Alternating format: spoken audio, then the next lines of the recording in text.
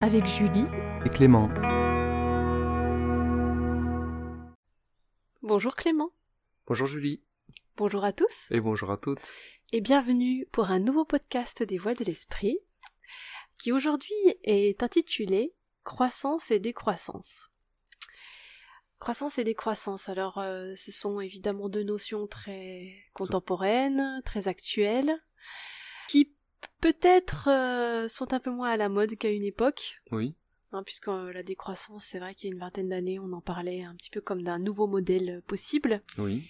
Il y a beaucoup de choses qui ont été faites autour de cela.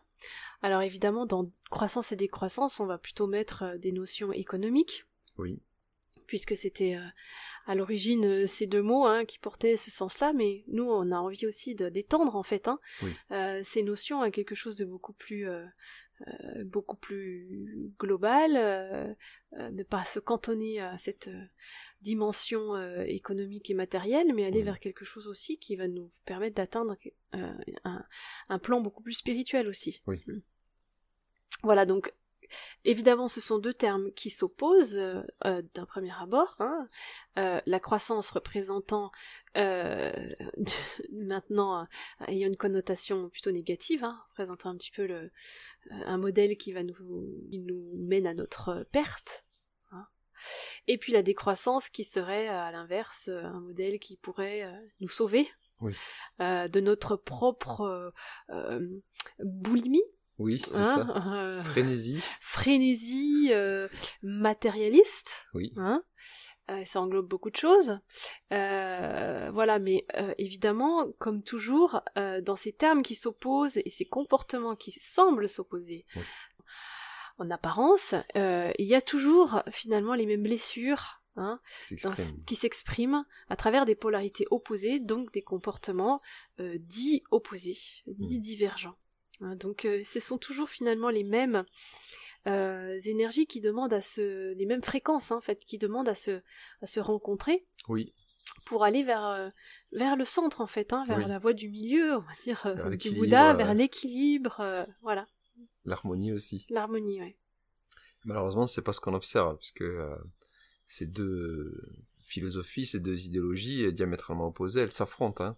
Véritablement, on sent bien que qu'il y a une partie de la population, effectivement, comme tu disais, depuis 20, 30, 40 ans, même après 68, qui s'est un peu marginalisée à la recherche d'un mode de vie beaucoup plus simple, beaucoup plus minimaliste, mais qui est devenu, encore une fois, toujours pareil, un fer de lance d'un nouveau modèle à bâtir, qui serait la réponse parfaite pour résoudre des problématiques écologiques, sociales, etc., etc. Sauf que les porteurs de ces idéaux sont tout autant, on va dire, extrêmes, radicaux dans leur positionnement que le sont les grands actionnaires du CAC 40. Donc ces deux forces là qui s'opposent, pour l'instant, elles n'ont pas vocation, en tout cas, à trouver la paix pour le moment. On est dans un système économique depuis au moins maintenant une cinquantaine d'années où l'indicateur numéro 1 est la croissance. Et en ça, c'est vraiment un problème, puisque on mesure uniquement la création de richesses, uniquement sur un plan purement du résultat, c'est-à-dire quantifiable de manière économique, et qu'on ne fait pas entrer à l'intérieur de ça des notions comme effectivement le bien-être, la préservation de l'environnement, ou même pourquoi pas même la croissance de l'environnement, puisque on peut dire que la forêt réduit, ou que la forêt au contraire se propage. Donc la biodiversité se développe, ou des choses comme ça. Donc on n'a pas tous ces autres indicateurs et on est uniquement focalisé là-dessus. Donc là, effectivement, cette course en avant est pour moi un non-sens, sans pour autant être un partisan de la décroissance à tout prix. C'est un non-sens puisque c'est renoncer à l'idée même qui fait notre biologie, d'une part, mais qui fait aussi le fonctionnement de la nature et de l'univers, c'est-à-dire les cycles. Dès lors qu'on nie la notion de cycle, alors ça veut dire qu'on renonce à l'idée qu'il y ait des moments forts, des temps forts et des temps faibles. Voilà, qu'il y ait des moments où il y a dans la nature une grande récolte, une année à fruits, et une autre année où il y ait beaucoup moins de fructification.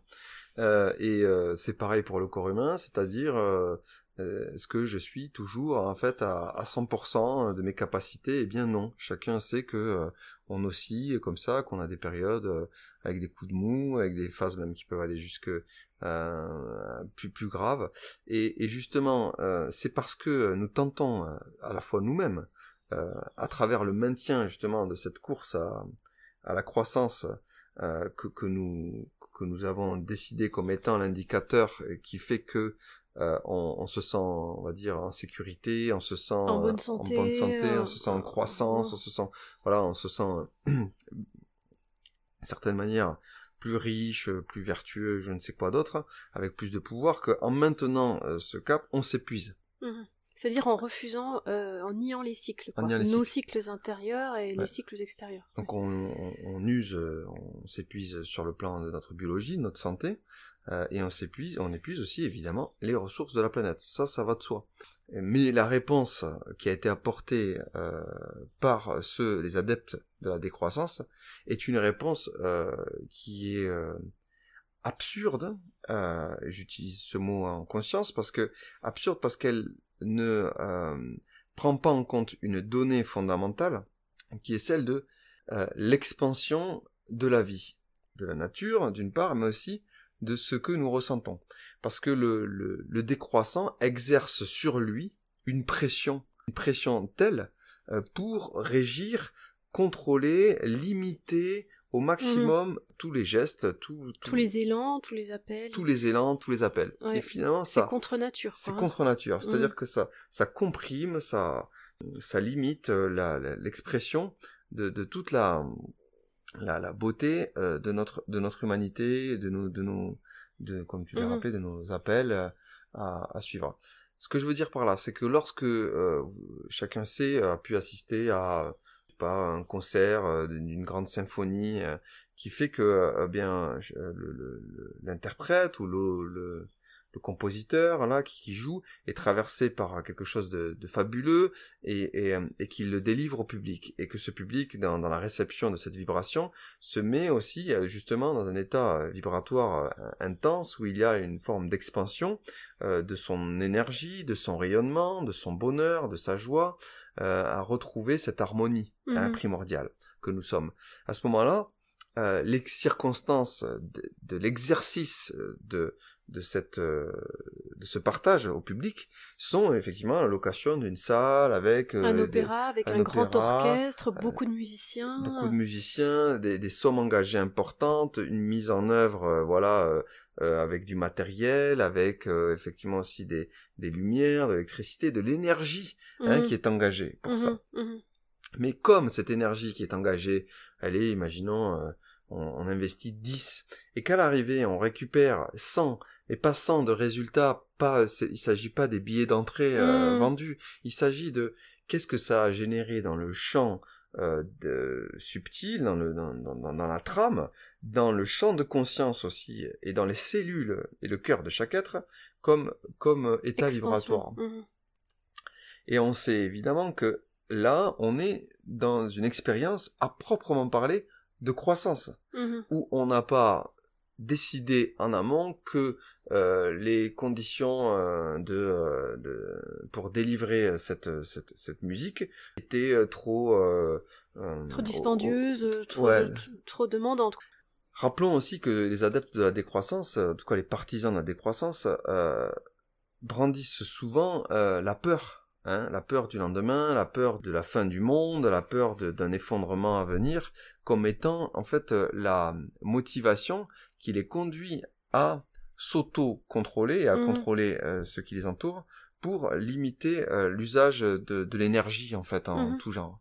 Et que toute action qui est mue par la peur conduit inexorablement à un moment donné devoir y faire face, c'est-à-dire qu'on repousse l'échéance, mais il arrive un moment où on la vit. Et évidemment que toute action entreprise depuis cet espace aussi est mortifère, c'est-à-dire qu'elle restreint considérablement l'expansion de la vie.